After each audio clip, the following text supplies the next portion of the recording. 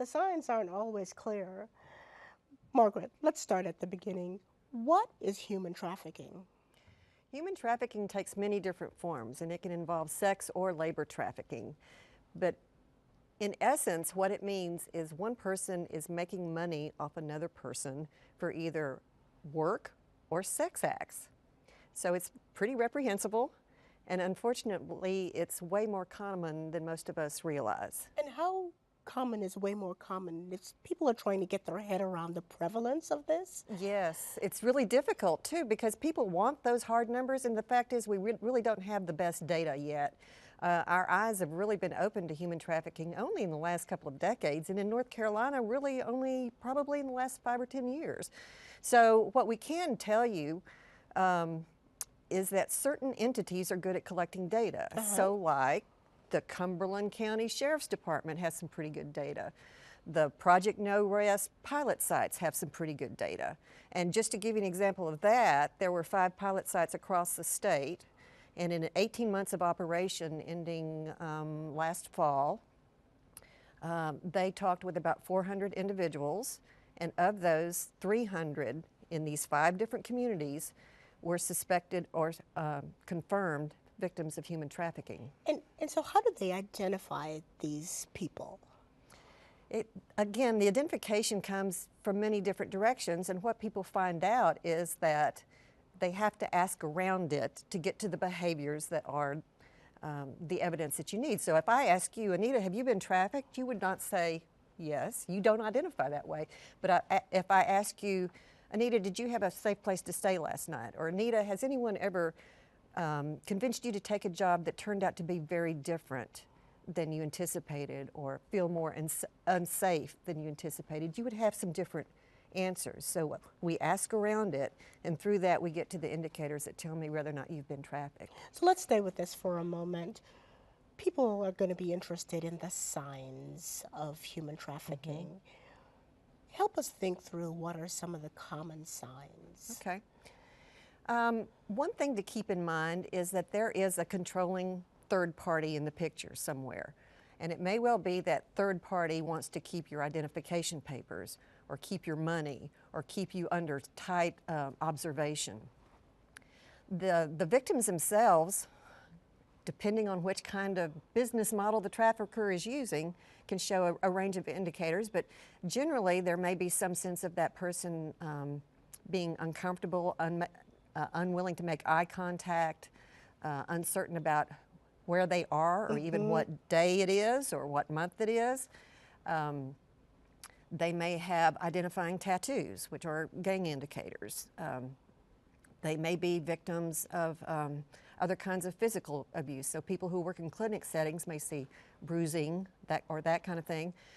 The same person may be in for repeat treatments of sexually transmitted diseases or repeat pregnancies. Farm workers, again, may demonstrate the injuries, something that could have been taken care of a long time ago but wasn't because no one would take them to a medical service. One of the better stories, I think, comes from a member of the North Carolina Human Trafficking Commission who was a retired highway patrol officer. And he said, like a lot of professionals say, is, oh, we've been seeing this for years, but we didn't know we were seeing it. And he would tell the story of stopping a van or station wagon for speeding, and in the front seat would be a couple who don't appear to be related, and in the back would be several young women who are also not related. And the young women might be wearing clothes that are inappropriate for the weather. They may not have their identification papers. They may not be able to explain exactly or use the same story about who they are or where they're going or where they are in this moment. The young women might be carrying multiple phones or hotel key cards. So that's a state highway patrol officer's perspective. For the everyday citizen who sees something that doesn't seem quite right and fits these signs, who do they call? Who you call depends on your community, but the good news is there is the National Human Trafficking Hotline, so no matter who you are, where you are, you can use that, and that will filter the information down to the appropriate local authorities. Some communities in North Carolina have rapid response teams, and those teams are comprised of professionals from multiple disciplines, so law enforcement, DSS maybe, shelters, emergency response people of different kinds. And if you know who they are, they could be a good source to call. If you see an emergency, somebody being hurt in this moment, you call 911 the same you would for any other kind of emergency. But if you see some indicators that just make you question a situation, then you have the option of calling the National Human Trafficking Hotline just to express your concerns. We encourage you certainly not to try to intervene. That's not your role. We don't want anybody to do that. Good advice. No, but we want you to be aware of your surroundings. And if you see one indicator, yeah, maybe that's not trafficking. But if you see one or two or three indicators, then yeah, I really would like you to call that in.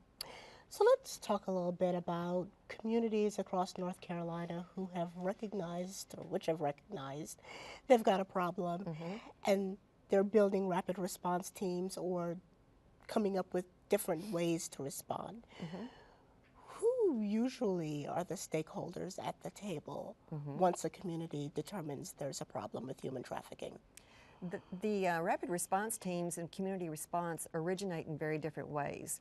Sometimes it's a single personality who takes a strong interest. Many of those people have been associated with faith-based organizations. Others are more closely aligned with public service organizations one way or another, whether it's law enforcement or DSS or something like that. So the point of origin doesn't matter. It can happen in a lot of different ways. The important part, I think, to realize is that anybody can begin to make a difference. Anybody can learn how to recognize the indicators, and anybody can begin conversations about what if this is happening, how would we respond, is there something we need to do better? And can you give us some sense of where do you go for state and national resources to support your local response? We're pretty fortunate here in North Carolina in that our efforts might be somewhat fragmented, but they're there. So it's just a matter of digging them out. We have the North Carolina Human Trafficking Commission, which is relatively new and offers some good connective resources. There's the North Carolina Coalition Against Sexual Assault, which offers training. There's Project No Rest, which has been in operation about 4 or 5 years now through the UNC-School of Social Work that offers some resources. Right. World Relief and Triad has long been serving initially foreign-born victims, and now they are serving domestic-born victims as well. A good place to start in any community is probably your local rape crisis center. If you have no other idea about who to call, I'd start there. But know that the resources are probably there and can be tapped or can be rediverted, redesigned somehow to meet the needs of individual victims, but it just takes building that network. And a little bit of work on the front end. Well, there's a wonderful example out of Alamance County. Courtney Duckerton just became informed about the issue, and so what she did was go talk to one person and say, what do you know, what do you think? And then go talk to the next person and go, what do you know, what do you think? And then they've got a pretty good network of response now. Which is the way many networks are built, quite frankly. Absolutely. And that's how they're sustained, too, because it's about relationships. Yeah, absolutely. You mentioned various business models, which was interesting terminology given the topic. Could you just say a little bit more about the different business models? Yes. So those business models evolved from the reports called into the National Human Trafficking Hotline. And the Polaris Project, which is affiliated with the hotline, they create these great reports, and so what they did was analyze this data to figure out how many different ways does this happen. So they came up with these different business models, and it's everything from the things you might have thought of, like illicit sex work, or it could be things like farm work that becomes trafficking, work in the forestry or logging industry, people who work for carnivals, people who do that off-ramp begging, panhandling, might be being trafficked. It goes on and on and on. Interesting. Margaret, is there anything that I haven't asked you that you really think our viewers need to understand about this very important issue? There is one point I would like to make, which is understandably this is an overwhelming topic. It's scary. Yes. It's a wicked problem. So that can be a lot to take in. It's been my experience, number one, it takes repeat learning efforts to take the information in, so you don't get it all in a 2-hour seminar, for example.